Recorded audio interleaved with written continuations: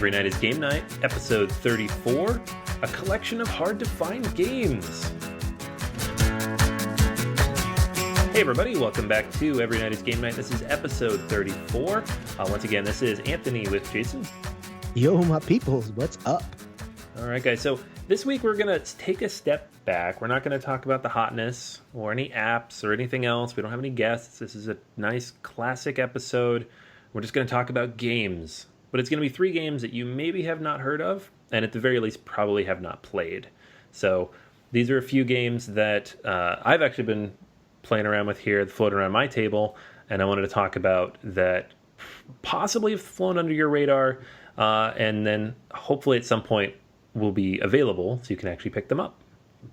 Yeah, and definitely wanted to put these games together because I think it's a general kind of complaint in the gamer community when a game is really hard to find because, you know, games, if you go into the regular channels like the Amazons or the eBays or whatever it is, like a game that should be whatever it is, 20, 30, 40 bucks is this huge price, and that's the only way you can get it.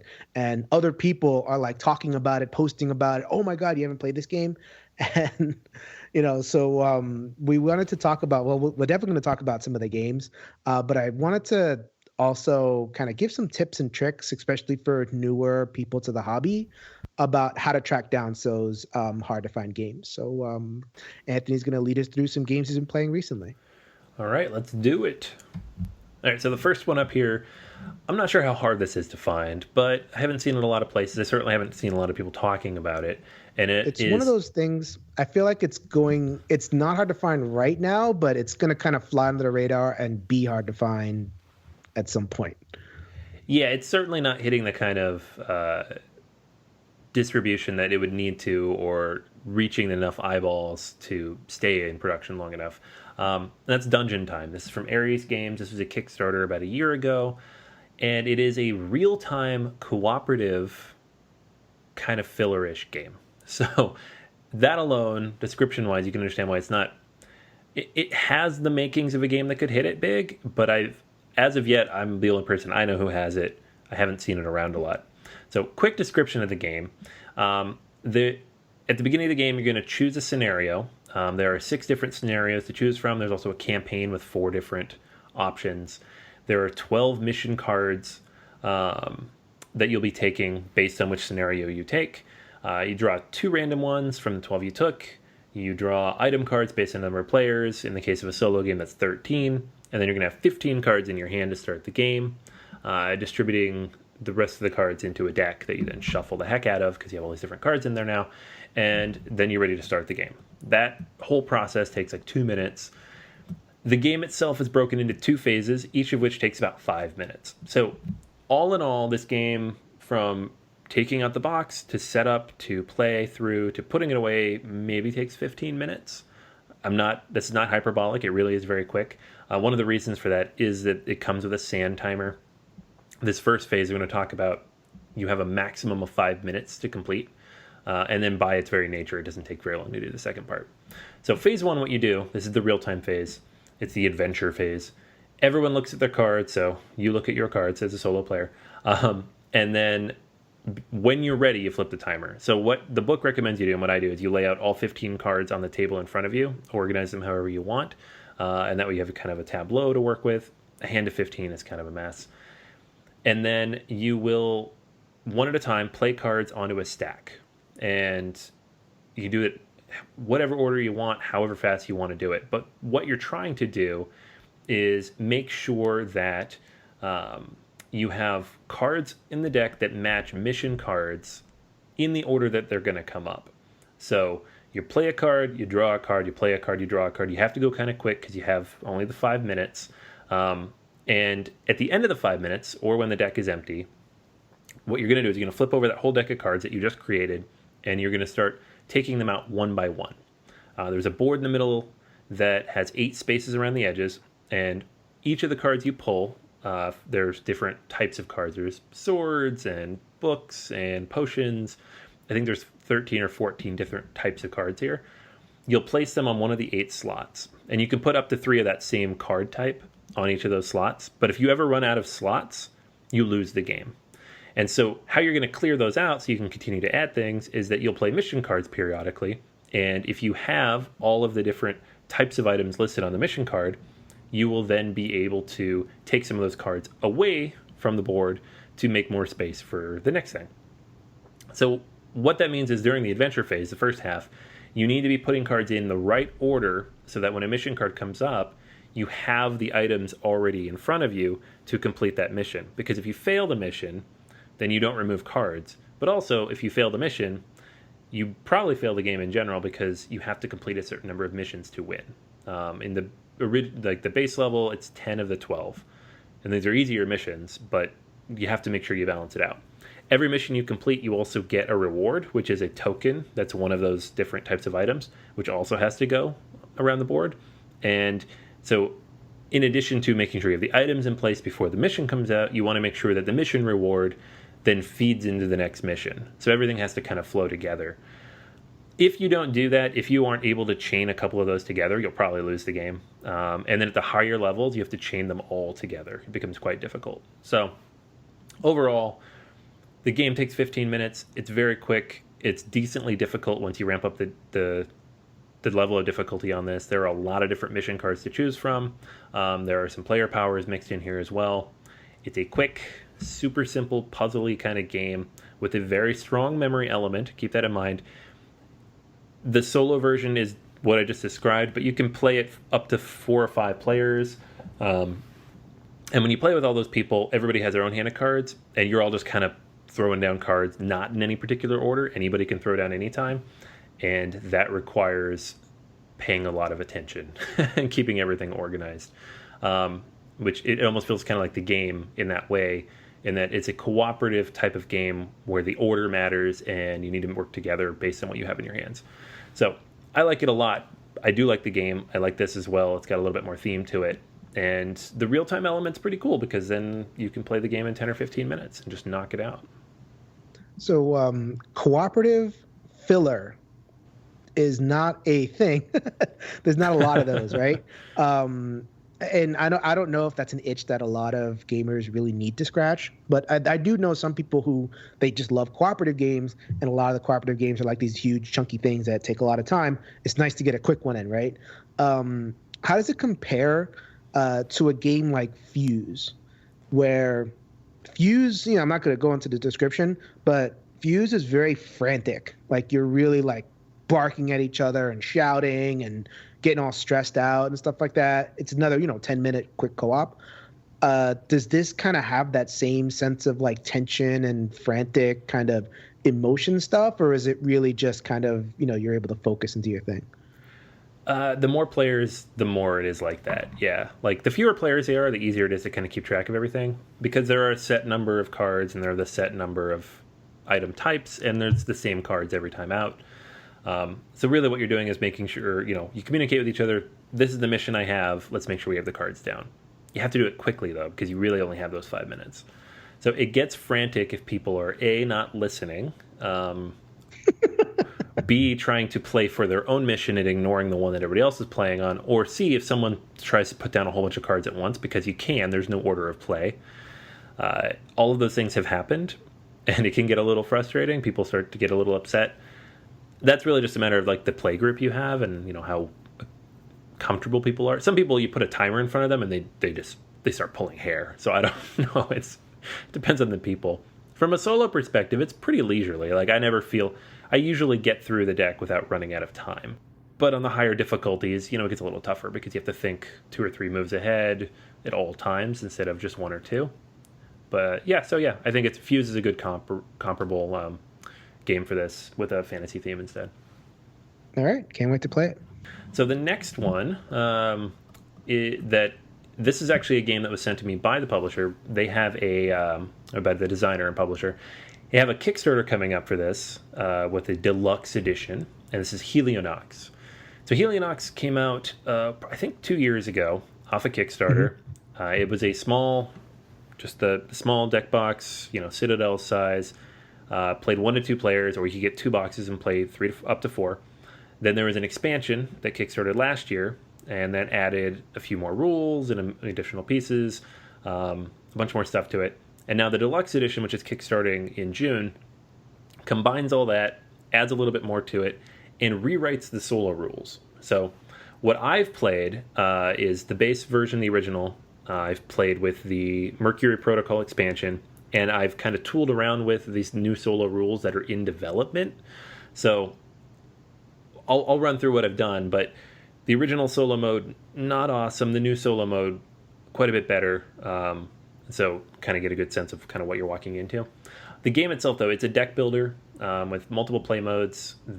Like I said, there's several different versions of the game. Out of the deluxe version, you'll be able to play like 3 or 4 different versions of the game. I think there's really only like 1 or 2 you'll want to play, but there's a lot of stuff here to work with. The base game, it's pretty familiar. If you've played anything else, Star Realms, Ascension, Dominion, any of those, it's kind of a very similar feel to it. You're going to have a deck of cards. You start the game with 10. There are 2 different types of currency: credits to buy new cards, defense which is basically your attack. There's going to be events that come out periodically. You need defense to get rid of those events. And that's basically the different types of cards you're going to be building up towards. Every turn you'll draw your 5 cards, play them for credits or defense. With the credits, you can buy new cards, but you can also move your ship. There's 5 different locations here. You can move your ship to the different locations and build embassies as well. There are events that come out at the beginning of every turn.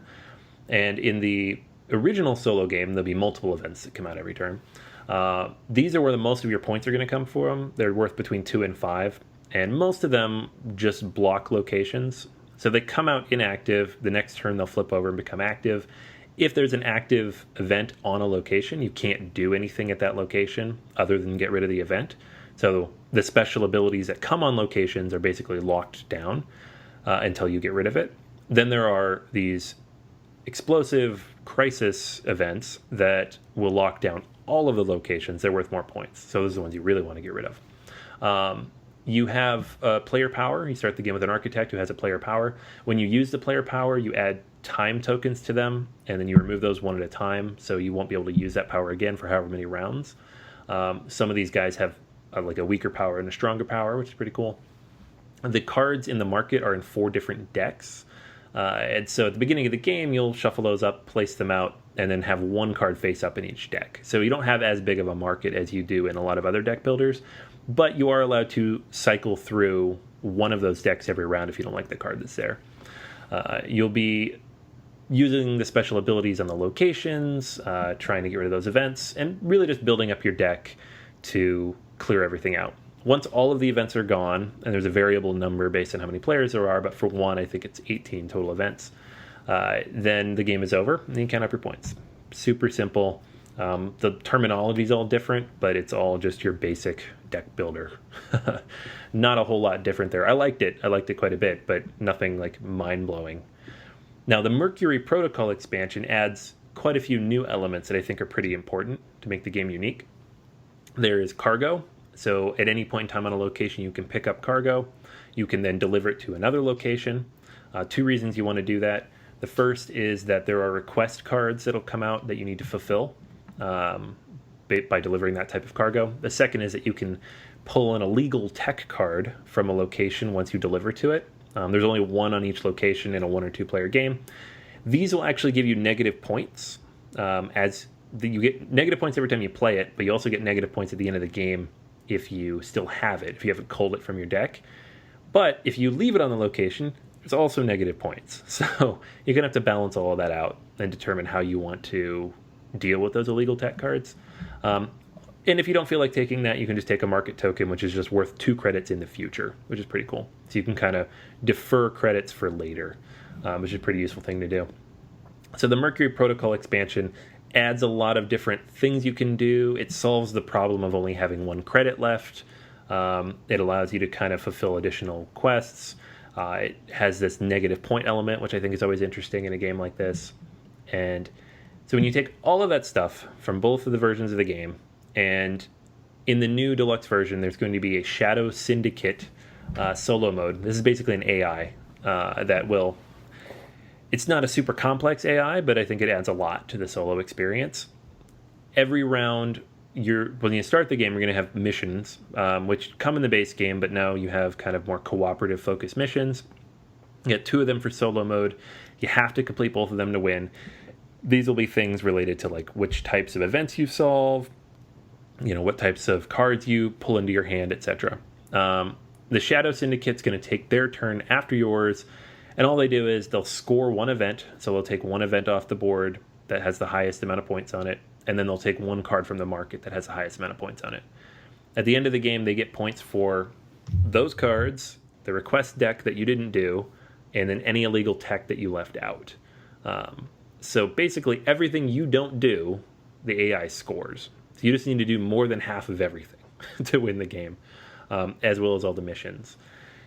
The original solo game was very easy because you just culled your deck down to a bunch of high defense cards and knocked out every event when they came out, and that was it. It was pretty straightforward. It's a good way to learn the game and practice it and learn the cards, but not a lot more to it. The Shadow Syndicate adds a lot because now you have to worry about missions and the events and the different market cards and things that come out, the request decks and the illegal tech cards, all that stuff. A lot of stuff to juggle. I think it adds a lot to it. I don't think it makes it super duper hard necessarily, but it makes it much more difficult. I actually lost once or twice there, so I think that's good. I know, where the base game was just like, this is super easy. It's not. So I would say, from a solo gamer's perspective, if you're looking at the base game by itself, the 1 to 2 player version, you can do Shadow Syndicate mode with that without the extra market stuff. It's fine. But I would definitely take a look at the Kickstarter when it comes out for the deluxe version, because with the extra pieces from the Mercury Protocol expansion plus the new rules, there's a lot more to this. So I think it's much better. One other note, the Shadow Syndicate AI mode was actually developed by somebody on Board Game Geek. I don't know the backstory here, but when you look through the threads for this game, you'll find other players building their own solo variants. And some version of that has been taken in and used in these final rules, which is pretty cool. We see that a lot, but it's always cool to see it when it happens. Definitely cool. I definitely want to check this one out. You said the game came out in 2015. I think it was Kickstarter 2015, came out in 2016. I actually passed it by the first time because it didn't, there were not a lot of great reviews of it. The original game was just a little talk box, and I find that deck builders like Star Realms, for example, when you only have that little tiny set of cards, they just wear out their welcome really quickly. And there were a lot of wonky aspects to the game itself, and the solo board wasn't that good. So I kind of passed this one by, but the deluxe version sounds like it fixes a lot of those problems. I think so. Yeah, and full disclosure here, I haven't played the final version of anything. These are still beta rules. The Kickstarter hasn't gone up yet. I played with the rules that were sent to me, and then the most recent version that is online. But having played the basic version first, and then kind of went through the progression of what's been released, it's definitely come together, and has a lot more depth to it. And I think I like this as a 2-player card game too. I think it was a nice back and forth. It was very quick. It definitely felt a little bit like Star Realms, but with its own little tweaks to it. And the artwork's fantastic. Thematically, there's a lot of interesting things going on here. A little bit more than Star Realms in that way, but it definitely needs, I think, this deluxe version. So if you're interested, if that sounds good and you like the sci-fi aspect, keep your eye out for that. So this brings me to, I'm actually going to horn in on some of the tips during the game conversation. I know I'm changing up the format a little bit, but this game is a good example of a game that hit and then went away. And if you kind of heard about it, after the fact, oh, I want to play in this universe. I like deck builders, blah, blah, blah. I can't find this. Right now you can't find it. Or you can find them in the geek market for, at least $40, possibly more, even though it was just 20 at a time. So that happens a lot. I mean, if you miss the print run of the life of a game and you end up kind of hearing about it after the fact and you want to kind of catch up, what do you do? I mean, do you pay that an exorbitant price or whatever it is? So I do have a couple of tips, and this first tip is definitely true for this game, which is wait for the reprint. If the game is good, it will be reprinted. This is Tom Vassel's law. Tom Vassell of the Dice Tower has this kind of rule of thumb that says any, I think he says great game, but if a game is great, it will be reprinted at some point by somebody. So do you subscribe to Vassel's law? Just as an aside. I've had my issues with it. I don't think that's 100% true for various reasons. You have licensing issues, you have, Yeah, volume he admits that. issues, you have Z-Man games, but, you know, in general, yeah. I mean, there's, especially now, like everything's coming back out finally. Old stuff, too, that you wouldn't expect to see. So, for the most Right. part, it's true. Like I think of Darkest Night, which was a big Victory Points solo game. You couldn't find it for, I mean, you could find it, but it was really expensive, especially if you wanted to get the expansion content. They eventually reprinted it, and it was on Kickstarter, and it funded it, did pretty well. So I think a lot of gamers will have like a little bit of an issue with that because like, oh, I gotta have it now, now, now. But that really is like, I mean, if you look and you take like a kind of a long view on some of these games, a lot of the really good ones are reprinted, or in the case of Helionox, they were printed in a way that fixes a lot of the issues that caused it to have such a small print run in the first place. It's like, oh, this game didn't do as well as we thought it was going to do. Let's go back under the hood, fix it up, add some more stuff, and then boom.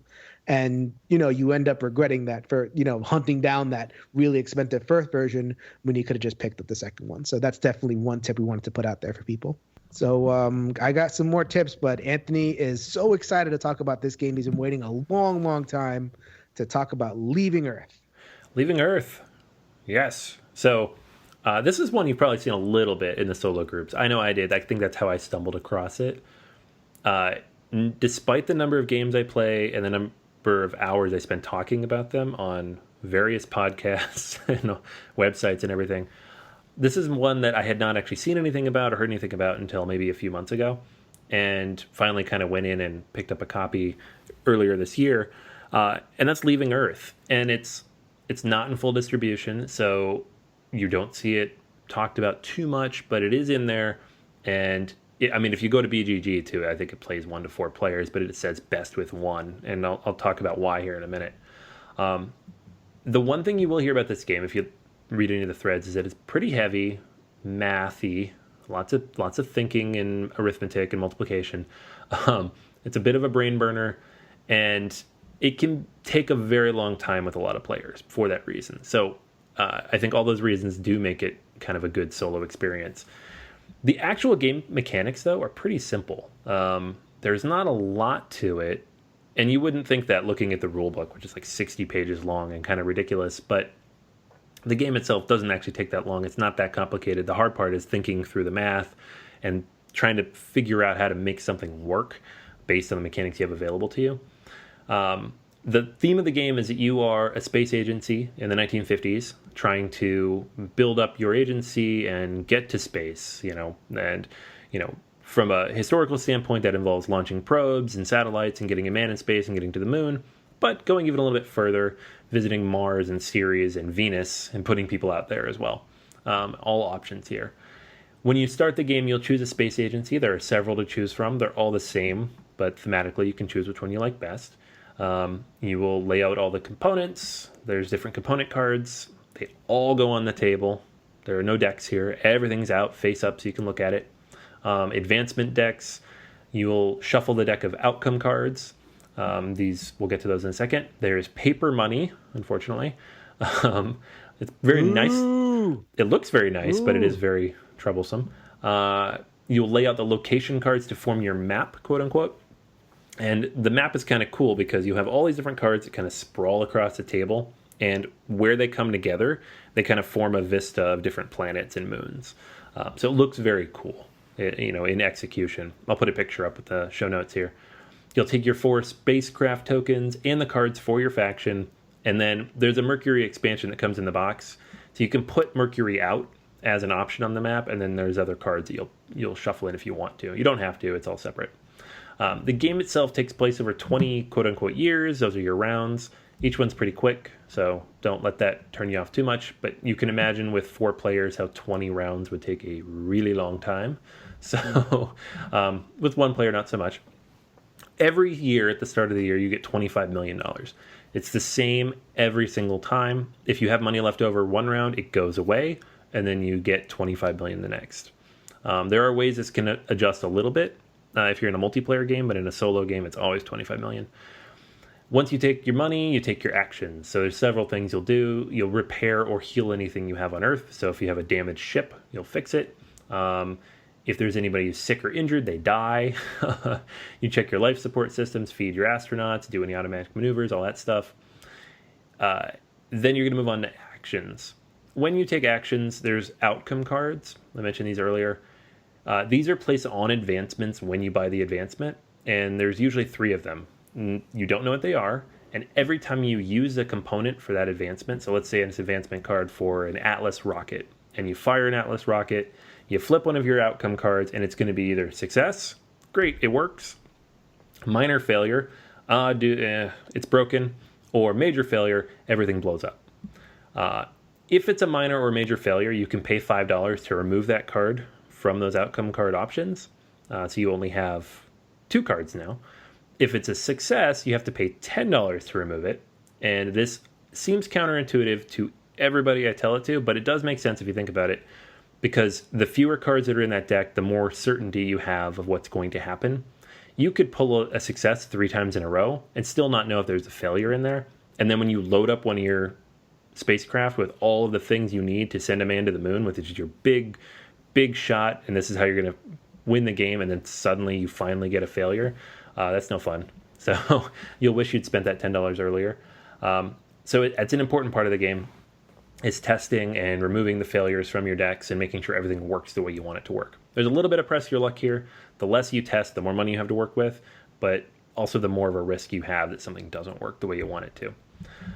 So the things you can do on your turn, you can research, which is buying advancements. You can buy components from the market, as many as you want. You just keep them in front of you until you're ready to assemble. When you assemble, you take a spacecraft, and you add all the stuff you want to add to it: people, rockets, ion thrusters, supplies, whatever it is. And then the really difficult part of the game that everybody talks about is maneuvering. So maneuvering works. The formula is very simple, but the execution can be a little bit complicated. What you'll do is you'll take the mass, which is the total weight of all the stuff on that spacecraft, and that's spelled out pretty clearly on each card, times the difficulty, and the difficulty will be shown based on how far you want to go. So if you want to go from like Earth to Earth orbit, that's a difficulty of 8. It's pretty high to get out of the atmosphere. Most other difficulties are a little bit lower than that, but once you're out there, you need to have the rockets to get there. And then the mass times the difficulty will equal the thrust you need to have to do it. And each rocket will have the thrust printed on it. And so, let's say you want to take a probe into Earth orbit. That's a difficulty of 8 automatically. And then you have, a weight of, let's say, 1 for a probe and 9 for a Soyuz rocket. So you need 80 thrust to get out, which a Soyuz rocket has exactly 80. But that means all you can do with a Soyuz rocket is launch a human being into space. You can't send anything else with them. You can't send any rockets. So you have to do this very careful calculation of how many rockets do I pile on to get into space? How do I get more rockets into space? How do I get the supplies people need up there? The first few missions are pretty simple. Just get into space, get a probe up there, orbit the Earth, simple stuff. But actually trying to figure out the chain link you need to create and what order to launch things in and how to send them up, making sure you have all the technologies, advancements you need in advance to do it all properly, to get somebody to the moon, or even harder, to Mars, and then back again. It hurts my head every time. And I've done this a few times, and it's just every single time I'm like, I just can't quite wrap my head around it.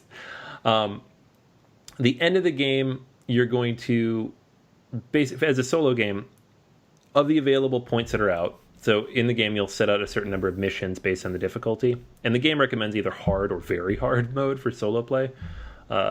And so you'll have a certain number of mission cards out. Add up the total points available. You need at least half of those, or more than half of those.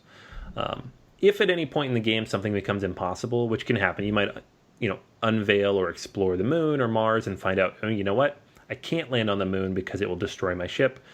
those missions go away, and then you recalculate how many points you need to win. You also lose points at the end of the game if you killed any astronauts, so keep that in mind. The goal here, though, is just to get more points than the game, quote unquote, which doesn't do anything. You're just trying to complete stuff and then survive, successfully get up there in those 20 years.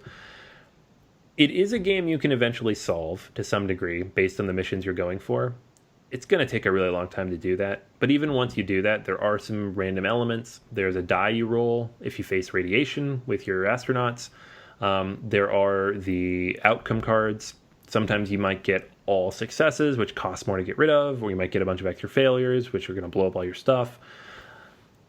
So it's just, I don't know, it's hard to describe. It's a very unique experience, but it's so good. It's so, like, if you enjoy this mathy, heady, thinky style of puzzle where you just have to kind of solve for X and figure out how to get from point A to point B, and it seems so simple and all the pieces are in front of you, literally all the pieces are right in front of you, and you just have to figure out how to put them together to make it happen and to mitigate risk as much as possible. This game is so great at that, and it's kind of astounding to me that it hasn't gotten in front of more people, and I know it's because of distribution, but it's just such a good game. So Dungeon Time was like Fuse. Helionox was like Star Realms. What's this game like? I don't know. I don't think I've played anything that's quite like it. You've played a lot of games, so that's saying something. Yeah, it's very unique. I feel like what he was able to create here is a very math and science heavy game, which it stretches a few things. Like one of the missions is put a man on Venus. Obviously, we're not doing that anytime soon. But it manages to do all of that and yet still put it within the construct of a modern board game where all the mechanics make sense and you're doing things that make sense and it's all very intuitive. The hard part isn't the mechanics, it's the execution of those mechanics, like doing it right. It's one of those games that, if you do go to learn this, watch a video on YouTube, because there's like a 30-minute videos up there to learn the game. The rule book would take like 2 hours to read. It's really long for no reason. But there's, I don't know, it's just so much dense stuff here to learn. And there's an expansion that adds the outer planets, which literally doubles the size of the map on the table. It gets you out to Jupiter's moons and Saturn and Neptune. So if you somehow solve the first half, you get to buy the second half. Once again, if you guys are interested in any of these 3 games, they are out there. You just got to know where to look. I think Dungeon Time's pretty decently well available in distribution still. Helionox will be on Kickstarter in the next month or 2, and Leaving Earth, hit up the Luminaris group website. They're selling it there. It is currently in stock. You can pick up that and the expansion if you're interested. But for this week, that's going to go ahead and be everything. Make sure you swing by Board Game Geek at the guild there, 1735, as well as BoardGamersAnonymous.com, where we post all the episodes. We're on Facebook. You can look for us there at Board Gamers Anonymous. We're also incredibly active, especially Jason, over in the Solo Board Gamers group. So make sure you swing on there. We're having lots of conversations there. Twitter, we're on as BGA Podcast, as well as ENGN Podcast. So we're in a lot of different places, guys. If you have any questions, want to reach out, have any feedback, let us know. We are all over the place, and we will make sure we get your feedback and get back to you. A lot of these things turn into new episodes, feedback for episodes, insights that we can share with everybody else. So we appreciate all of it. All right, guys. So until next week, go ahead and grab a solo game off your shelf, and let's make every night a game night. Later, everybody.